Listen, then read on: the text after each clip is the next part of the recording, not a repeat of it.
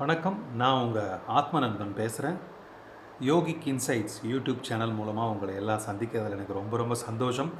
முதல்ல எல்லாருக்கும் என்னோட அன்பான பணிவான வணக்கங்களை தெரிவிச்சுக்கிறேன். வணக்கம். குருவோட எனது வாழ்க்கை பயணத்தை புனித பயணமாக நிறையா எபிசோட்களில் உங்கள் கூட நான் பேசிட்டு வர்றேன். இந்த பதிவில் சில முக்கியமான விஷயங்களை நான் உங்கள் கூட பகிர்ந்துக்கணும்னு ஆசைப்படுறேன். குருநாதர்கிட்ட தீட்சை வாங்கினதுக்கப்புறம் தியானம் பண்ணுறதுக்கான முயற்சிகளில் ஈடுபட்டேன். எப்பெல்லாம் வீட்டில் யாரும் இல்லையோ அப்போல்லாம் உட்காந்து வீட்டில் தியானம் பண்ண ஆரம்பித்தேன். அப்புறம் மொட்டை மாடியில் போய் உட்காந்து தியானம் பண்ண ஆரம்பித்தேன். நிறைய அனுபவங்கள் கிடச்சிது. சில நேரங்களில் தியானம் பண்ணும்போது பின்னாடி பக்கம் இருந்து யாரோ ஊதுற மாதிரியும் பிடிச்சி தள்ளுற மாதிரியும் நம்ம கூட கம்யூனிகேட் பண்ணுறதுக்கு ட்ரை பண்ணுற மாதிரியும் இந்த மாதிரி நிறைய அனுபவங்கள் எல்லாம் உண்டாச்சு. இதெல்லாம் தாத்தா கிட்ட போய் ஃப்ரீ டைமில் சொல்லும்போது அப்படி தான்டா கண்ணா வரும், நீ ஜெபிச்சிட்டே இரு, அப்படி தான் இருக்கும், கவலைப்படாத, பயந்துக்காத, அப்பா இருக்கார் அப்படி சொல்லி அப்பா அதுக்கான பூஸ்டப் அந்த இதை கொடுத்துக்கிட்டே இருப்பார் எப்போவுமே. ஸோ இப்படியே நாட்கள் போய்கிட்டே இருந்துச்சு. சித்த வேதம் அப்படிங்கிற அந்த புனித நூல் மேலே ஏற்பட்ட ஈர்ப்பு ரொம்ப அதிகமாக இருந்துச்சு எனக்கு. ஏன்னா நான் போன பதிவிலே சொல்லியிருந்தேன், அப்பா சிவானந்தர் அப்பா பற்றி சொல்லும்போது கொஞ்சம் அதுக்கான ஈர்ப்புகள் அதிகமாக இருந்துச்சுன்னு. ஏன்னா அடிக்கடி நம்ம குருநாதர் சொல்கிறது உண்டு, கண்ணா என் குருநாதர் மாதிரி பாடம் சொல்லி கொடுத்தேன்னா இங்கே ஒருத்தங்க கூட இருக்க மாட்டேங்கடா, அந்த மாதிரி அப்பா சொல்லுவார் அடிக்கடி. அந்த ஸ்ட்ரிக்ட்டு அப்படின்னு சொல்கிறதுக்கு இல்லை, அன்பாலேயே ரொம்ப அரவணைச்சு அந்த பயம் இருக்கணும், குரு பயம். அந்த குரு பயத்திலேயே எல்லாத்தையும் கொண்டு வர்றதில் நம்ம அப்பா சுவாமி சிவானந்தர் அப்பா மாதிரி இந்த உலகத்தில் வேறு எந்த ஞானி இருந்திருக்க முடியாது கண்டிப்பாக. ஏன்னா அவ்வளோ அன்பாக அவர் கருணையோடு சொல்கிற விஷயத்தை அவங்க ரொம்ப மரியாதையாக ஏற்றுக்கிட்டாங்க. ஏன்னா அப்பா சொல்லியிருக்காங்க, இந்த மாதிரி ஒரு பெரிய மேடையில் சிவானந்தர் அப்பா உட்காந்துக்குவாங்க, கீழே எல்லாம் பயிற்சி பண்ணுறவங்க உட்காந்துக்குவாங்க. அப்படியே அவர் மேலே இருந்து உட்காந்து அவர் இந்த பார்வையில் பார்க்கும்போதே எல்லாம் சரியாயிரும், எல்லாத்துக்கும் சரியான கதி கிடச்சிரும், அந்த பார்வையோட ஆழம் அந்த அளவுக்கு இருக்கும்னு சொல்லியிருக்காங்க. அப்போ அவங்களோட சிஷ்யங்கள்லாம் கீழேருந்து எப்படி கதி பண்ணணும், எப்படி வாசி இழுக்கணும் அப்படிங்கிறதெல்லாம் சொல்லி கொடுப்பாங்க கண்ணா அப்படின்னு அப்பா எங்ககிட்ட ஷேர் பண்ணியிருக்காரு. அப்புறம் நிறையா பேருக்கு தெரியும், இந்த சக்தினி சமிதினி இந்த சாப்பாட்டு ஒரு முறைவை அப்பா தான் கொண்டு வந்தாங்க. உலகத்திலேயே யாரும் உயர்ந்தவன் இல்லை, தாழ்ந்தவன் இல்லை, சின்னவன் இல்லை, பெரியவன் இல்லை, எல்லாத்துக்கூட சமபந்தியாக அந்த போஜனம் சாப்பிட்றதுல. அதில் அப்பா எல்லோரும் சாப்பிடும்போது நடுவில் நின்றுப்பார், அப்படியே நடப்பார், ஒவ்வொரு இடத்துலேருந்து அப்படியே ஒவ்வொரு கையாக எடுத்து அப்படியே சாப்பிட்டு அப்படியே ரூமுக்கு போயிடுவார் அப்படின்லாம் சொல்லியிருக்காங்க. ஸோ நிறைய விஷயங்கள் சிவானந்தர் அப்பா பற்றி குருநாதர் சொல்லும்போது அது கேட்க ரொம்ப அமிர்தமாக இருக்கும். எனக்கு கொஞ்சம் ஈர்ப்பும் அதிகமாச்சு. சில சமயங்களில் நம்ம குருநாதரை மறந்து சிவானந்தர் அப்பா மேலே ரொம்ப ஆசையாகவும் பாசமாகவும், ஐயோ அவர் இருந்தப்போ நம்ம இருந்திருக்கக்கூடாதா, அவர் கூட நம்ம இருந்திருக்கக்கூடாதா, அவர் கூட இப்படி போயிருக்கலாம், அங்கே போயிருக்கலாம், இந்த மாதிரியெல்லாம் ஒரு எண்ணங்கள் இது ஒரு தப்பான எண்ணமோ அப்படின்னு கூட நான் குருநாதர்கிட்ட போய் கேட்டேன். அப்பா இந்த மாதிரி சிவானந்தர் அப்பா மேலே ரொம்ப இதாக இருக்குதுப்பா, அவரை பற்றியே திங்க் பண்ணுற மாதிரி ஒரு நிலைமை இருக்குது, சித்தவேதம் புஸ்தகத்தை படிச்சுட்டே இருக்கணும் போல இருக்குது, அந்த புனித நூலை எப்போவுமே படிச்சுட்டே இருக்கணும் போல இருக்குது, அவரை பற்றியே தான் ஞாபகம் அதிகமாக வருதுங்க. அதெல்லாம் தப்பு இல்லைடா கண்ணா, வந்துச்சுன்னா அது வந்துட்டோம், பரவாயில்ல, நீ எப்போ போல இரு, நீ போய் ஜபம் பண்ணு, நீ போய் இந்த விஷயங்கள்லாம் கலந்துக்கும், அப்படி தான் அப்பா சொன்னாங்க. ஏன்னா அப்பாவை பொறுத்த வரைக்கும் எந்த ரெஸ்ட்ரிக்ஷன்ஸ் கிடையாது, நீ இப்படி தான் இருக்கணும். ஏன்னா ஒரு எறும்பை கூட ஒரு குருநாதராக நம்ம பாவித்தோம்னா அதுக்கும் மதிப்பளிக்கக்கூடிய குருநாதராக இருந்தாங்க. அதனால தான் எங்களோட வளர்ச்சிகளில் இன்னும் அவர் இருந்துகிட்ருக்காரு அப்படிங்கிறது மெய்யான ஒரு உண்மையாக சொல்ல முடியும். இப்படியே போயிட்டு இருந்தப்போ சித்த வேதத்தில் படிக்கும்போது ஒவ்வொரு விஷயங்களும் பயங்கரமாக இருந்துச்சு. உருவ வழிபாடுனா இதுதானா, ஜீவன்னா இதுதானா, ஜீவசக்தினா இதுதானா, நம்ம உடம்புக்குள்ளே இப்படி தான் ஜீவசக்தி வேலை செய்யுதா, கடவுள்னா யார், அவர் எங்கே இருக்கிறாரு, அவர் ஏன் உருவம் இல்லாமல் இருக்கிறாரு, நிறம் இல்லாமல் இருக்கார், குணம் இல்லாமல் இருக்கார், ஸோ அவர் எப்படி கண்டுபிடிக்கிறது, எந்த மாதிரி நோக்கத்தில் போனால் அவரை கண்டுபிடிக்க முடியும், இந்த மாதிரி நிறைய விஷயங்களை ரிவீல் பண்ணிச்சு சித்த வேதம். ஸோ அந்த சித்த வேதம் படிக்கவே எனக்கு முதலே கொஞ்சம் உருவ வழிபாடு மேலே கொஞ்சம் ஒரு டிஸ்டன்ஸ், ஒரு கேப் இருந்துச்சு, ஒரு விரிவு இருந்துச்சுன்னு சொல்லலாம். ஏன்னா உருவங்கள் எல்லாமே மனிதர்கள் தான் உண்டாக்குறாங்க, அப்புறம் எப்படி நமக்கு அதிலிருந்து ஒரு தெய்வீக சக்தி கிடைக்கும்னு சொல்லிட்டு கொஞ்சம் ஒரு கான்ட்ரவர்ஷியலாக தான் இருந்தது. இந்த பக்கம் ஒரு பகுதி சித்த வேதம் படித்து சிவானந்தரப்பா ஃபாலோ பண்ணி அவர் என்ன சொன்னாரோ அதையே மண்டையில் போட்டு சதா உடச்சிக்கிட்டு இருந்தது. இன்னொரு பக்கம் குருநாதர் சொல்லக்கூடிய உருவ வழிபாடு, கோயில் குளங்களுக்கு போகிறது, உருவ வழிபாடு, பஜனைகள் பண்ணுறது, இந்த மாதிரி. ஸோ 2 ட்ராக்கில் என்னோடய லைஃப் போயிட்டு இருந்துச்சு. இந்த மாதிரி சமயங்களில் தான் வந்து ஒரு நாள் எனக்கு பள்ளி படிப்பு முடிஞ்ச சமயம் நினைக்கிறேன் அது. அதுக்கப்புறம் அடுத்தது பட்டய படிப்போ இல்லை பட்டப்படிப்போ படிக்கிறதுக்கான ஆயத்தங்கள் போயிட்டு இருந்துச்சு. அந்த சமயத்தில் வந்து ரொம்ப ஈர்ப்பு இருந்துச்சு. இந்த மாதிரி ரமண மகரிஷிகள் பற்றின கதைகள் கேள்விப்படுறது, அப்புறம் வந்து திருவருட்பிரகாச வள்ளலார், அப்புறம் ஓஷோ பற்றி, பெரிய ஞானிகளை பற்றி, அவங்கெல்லாம் வந்து எப்படி குடும்பத்தை தாண்டி வந்திருந்தாங்க அப்படின்னு அந்த உண்மை நிலை புரியாமல் நம்மளும் இந்த மாதிரி போகணும், ஒரு மலையில் போய் இருந்தோ இல்லை ஒரு குகைக்குள்ளே போய் இருந்தோ நம்ம வந்து நம்மளோட தவ வாழ்க்கையை ஆரம்பிச்சிடணும் அப்படின்னு சொல்லிட்டு அந்த சின்ன வயசில், பட்டப்படிப்பு கூட போகாத வயசில் இந்த ஒரு விஷயங்கள் ஆரம்பிச்சிருச்சு எனக்கு. இது குருநாதர்கிட்ட நான் டிஸ்கஸ் பண்ணல, அவர்கிட்ட சொல்லலை. எங்கள் கூட ஒரு அண்ணன் இருந்தாங்க, எனக்கு எப்போவுமே ஒரு நல்ல பெரிய கைடன்ஸாக இருப்பாங்க. என்னோட எண்ணத்தை நான் அந்த அண்ணங்கிட்ட சொன்னேன், அண்ணா நம்ம என்னென்னா எத்தனை பேரை பார்க்குறோம், எத்தனை ஞானிகளை பார்க்குறோம், திருவண்ணாமலை கிரிவலமெல்லாம் வந்திருக்கிறோம், எத்தனை ஞானிகளை பார்க்குறோம், அவங்களாம் எவ்வளோ ஆனந்தமாக இருக்கிறாங்க. நம்ம ஏன்னா இனி கல்யாணம் பண்ணி இனி ஒரு குழந்தை பெற்றுக்கிட்டு நம்ம வாழ்க்கைக்குள்ளே போய் ஏன்னா அவ்வளோ கஷ்டப்படணும், நம்மளும் போயிடலான்னான்னு சொல்லிட்டு நான் சும்மா இருந்தவரை சொரிஞ்சுட்ட மாதிரி அவர்கிட்டையும் நான் போய் இதை பேச ஆரம்பிச்சிட்டேன். ஏற்கனவே அவர் கொஞ்சம் டைலாமாவில் இருந்தார். அவர் கொஞ்சம் இந்த மாதிரி போயிடலான்னு நிலைமையில் இருந்தவரை என்னோடய பேச்சு அவருக்கு இன்னுமே வந்து ஒரு உத்வேகத்தை கொடுத்தது.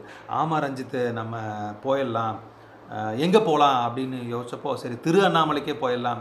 அப்போ மனசில் பெரிய ரமண மகரிஷி, சேஷாத்திரி மகரிஷின்னு மனசில் நினச்சிக்கிட்டு அவங்க வந்தாங்கன்னா அதுக்கான காரணம் இருந்தது, உண்மைத்தன்மை இருந்தது. உள்ளுக்குள்ளே வந்து அவங்களுக்கு ஏற்கனவே அந்த விதைச்ச விதை அப்போ வேலை செய்ய ஆரம்பிச்சிருந்தது, அதனால் அவங்க வந்திருந்தாங்க.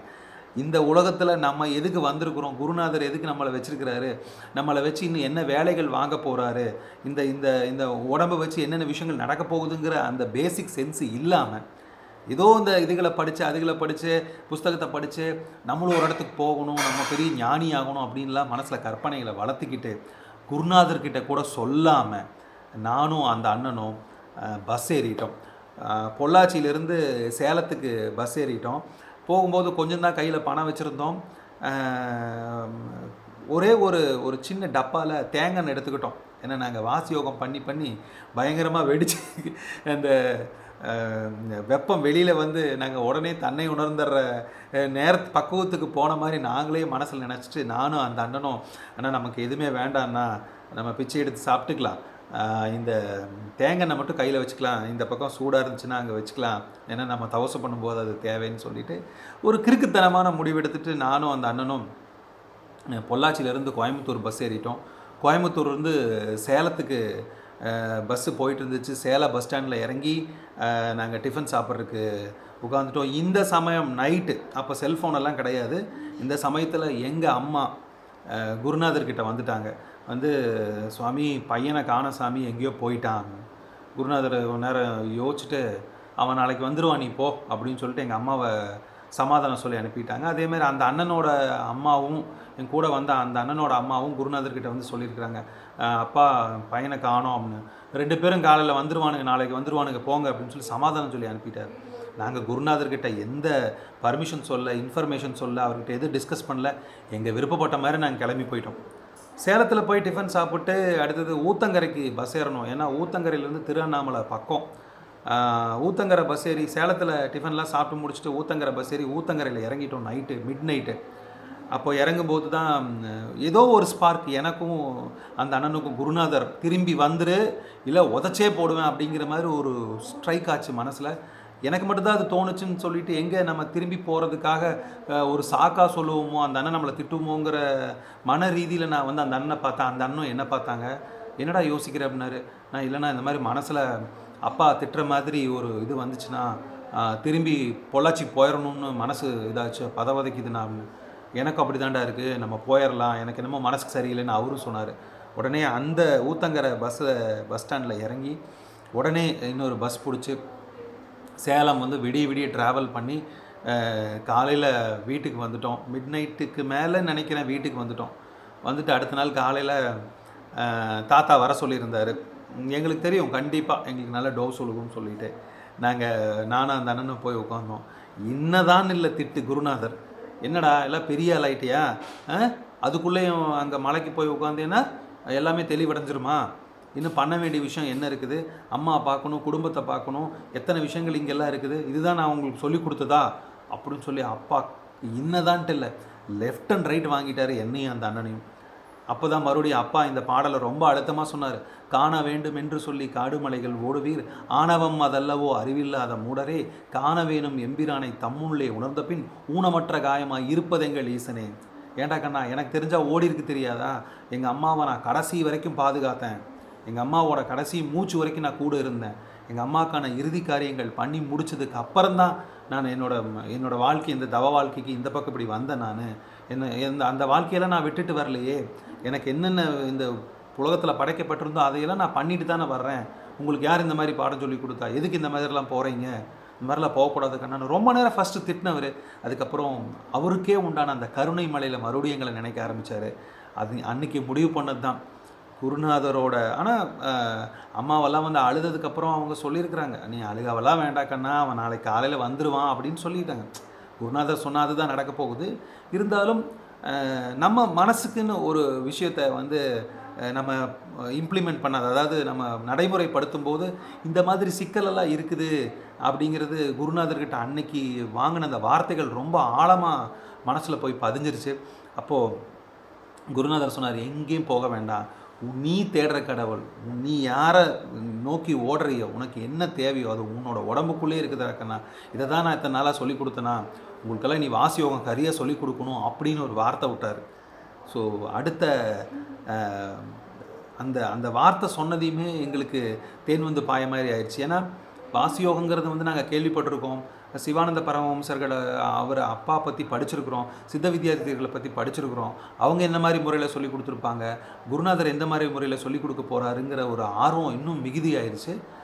அப்போது அப்பா சொன்னது, ஒரு நாள் உங்களுக்கெல்லாம் வாசியோகம் சொல்லிக் கொடுக்கணும், முழுமையாக சொல்லிக் கொடுக்கணும்னு சொன்ன வார்த்தை வந்து ரொம்ப ஆறுதலாக இருந்துச்சு. சில நேரங்களில் எங்கள் கூட இருந்த ஒரு சில பேர்லெல்லாம் வந்து என்னோட நண்பர் ஒருத்தர் கூட தாத்தா பேசலைங்கிறதுக்காக கூட கோவிச்சுக்கிட்டது உண்டு, சில மருந்து மாத்திரைகள்லாம் கூட சாப்பிட்டது உண்டு, மயக்கம் அடைஞ்சிட்டார் என்னோட நண்பர். அப்புறம் கூட குருநாதர் முன்னாடி போய் உட்கார வச்சு, ஏன்டா கண்ணா ஏன் அப்படி பண்ண அப்படின்னு கேட்டங்காட்டிக்கு, நீங்கள் எங்கூட பேசலை சரியா. எதுக்கு இதை சொல்ல வரேன்னா, குருநாதர் தன் கூட பேசலைங்கிறதுக்காக தன் உயிரை மாய்ச்சிக்கிற அளவுக்கு கூட எங்கள் செட்டில் வந்து அந்தளவுக்கு ரொம்ப குரு பக்தியில் இருந்தவங்க இருந்தாங்க. அவங்க கூட நான் வாழ்ந்தேங்கிறது சொல்லிக்கிறதே எனக்கு ரொம்ப பெருமையாக இருக்குது. ஏன்னா அவங்க என் நண்பர்களாக இருந்தாங்க, இப்போது நண்பர்களாக இருக்கிறாங்க, அந்தளவுக்கு ஒரு குரு பக்தியோடு இருந்தாங்க. ஸோ வாழ்க்கையோட அடுத்த படிநிலை சிவானந்த பரமஹம்சர் அப்பா சொல்லி கொடுத்த வாசியோகம் அவங்களுக்கு சித்த வித்தைங்கிற முறைப்படி வேறு விதமாக சொல்லி கொடுக்கப்படுது. பிரம்மஸ்ரீ தவத்திரு திருச்சிற்றம்பல சுவாமிகள் குருநாதர் அவர் இந்த வாழ்க்கை முறைக்கு தேவையான, நம்ம இந்த கலியுகத்துக்கு எப்படி தேவையான விதத்தில் அந்த வாசியோகத்தை அதை அவ்வளோ அழகாக டிசைன் பண்ணி எப்படி சொல்லி கொடுத்தா அது சிஷ்யங்களுக்கு புரியும், அதனோட படிநிலைகள் என்ன, 3 நிலைகள் என்ன, அந்த ஒரு ஆமைனா அந்த ஆமையோட கான்செப்ட் என்ன, தாரணை பண்ணுறதுனா என்ன, அடுத்தது வாசி குளவி, அந்த குளவி அதை ஒப்பிட்டு அந்த வாசினா என்ன, இந்த மாதிரி அப்புறம் மீன் வந்து இப்படி மேலே பார்க்குறது நிஷ்டை, இந்த மாதிரி அதை 3ஐயும் ரொம்ப தெளிவுபடுத்தி அழகாக எங்களுக்கு அது சொல்லி கொடுத்தாரு. என்னோடய அடுத்த பதிவில் எப்படி குருநாதர் வாசியோகத்தை எங்களுக்கு கற்றுக் கொடுத்தாரு, அதை நாங்கள் எப்படி ப்ராக்டிஸ் பண்ணிகிட்டு இருந்தோங்கிற விஷயத்தையெல்லாம் நான் சொல்கிறேன். என்னோடய வாழ்க்கையில் அடுத்தது குருநாதரோட என்னென்ன மாற்றங்கள் நடந்துச்சு, அது எவ்விதமாக என்னோடய வாழ்க்கையை மாற்றி அமைச்சதுங்கிற விஷயத்தையெல்லாம் நான் அவங்க கூட பகிர்ந்துக்கிறேன். இன்னொரு நல்ல சந்தர்ப்பத்தில் உங்களை எல்லாம் சந்திக்கிறேன். நன்றி, வணக்கம்.